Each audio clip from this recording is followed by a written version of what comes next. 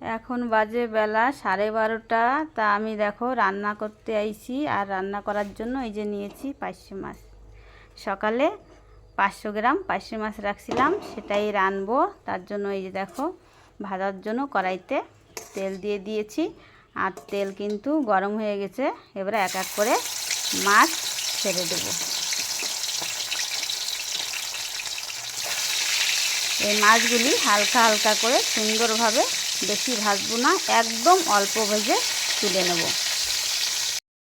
আর এই যে এই পাশে দেখো কি, এই যে জরির ভিতরে আমি বাজারের থেকে বেগুন এনে রাখছিলাম। তা দেখো বেগুন মানে নষ্ট হয়ে গেছে।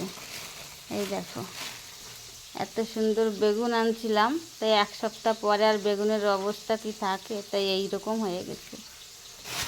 রান্না করা যাবে কিনা তাও জানি না, বেগুনের যে অবস্থা।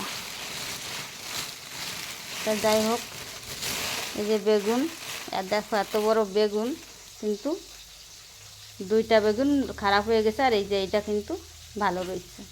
তাই এই দিয়ে আজকের এই মাছ রান্না হবে বন্ধুরা। তা আমি এখন এই বেগুনগুলি কাটে নিই। যে অবস্থা পচে গেছে, ধুয়ে পরিষ্কার করে কাটতে হবে, তাই আমি এগুলি কাটে নিই। এই যে দেখো সে মাছগুলি কিন্তু একদম হালকা ভাজে কিন্তু তুলে রাখছি। এই যে দেখো খালি একটু কড়াইতে দিয়ে এপিট ওপিট করে কিন্তু এই যে উঠিয়ে নিয়েছি। আর এই যে মাছ ভাজা সেই তেলের ভিতরেই কিন্তু এই যে দেখো বেগুনগুলি কাটে নিছি। এই যে বড় বড় বেগুন, বেশি নষ্ট হয় নাই বেগুনটা, একবার দেখো বিচি হয় নাই কিন্তু বেগুনে, একদম সুন্দর বেগুন। তাই এবারে এই মাছ ভাজা তেলের মধ্যেই কিন্তু এই বেগুন ভেজে নেব।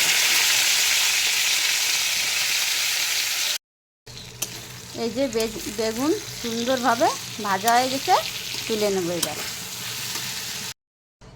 তুলে নিয়েছি বেগুন। এবার রান্নার জন্য সোমবার দিয়ে দেবো।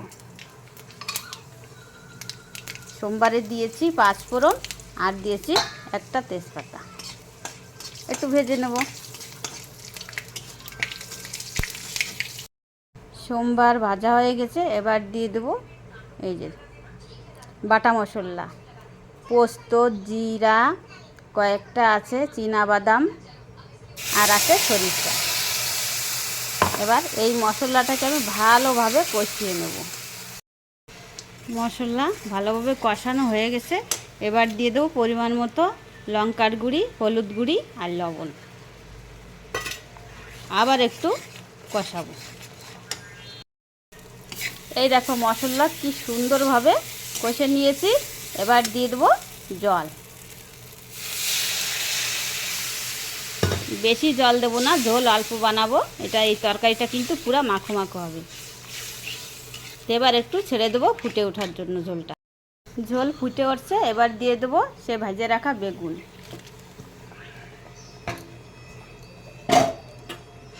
মিশিয়ে দেব।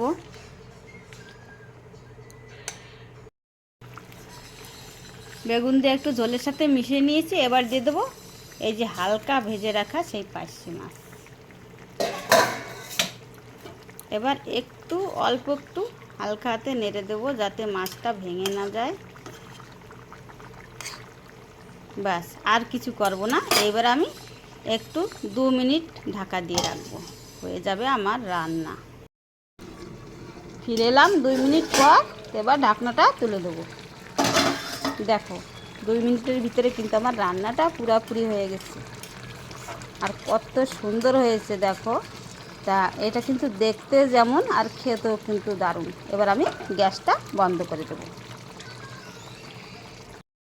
তা দেখো বন্ধুরা, গ্যাস আমি বন্ধ করে দিয়েছি। আজকের আমি এই যে দুপুরে রান্না করলাম পোস্ত দিয়ে বেগুন পার্শে। তা আজকে রান্নাটা কেমন হলো তোমরা কিন্তু কমেন্ট করে আমাকে জানাবে। তা দেখা হচ্ছে আবার পরবর্তী ভিডিও নিয়ে। তা তোমরা সাথে থাকো, ভালো থাকো, সুস্থ থাকো।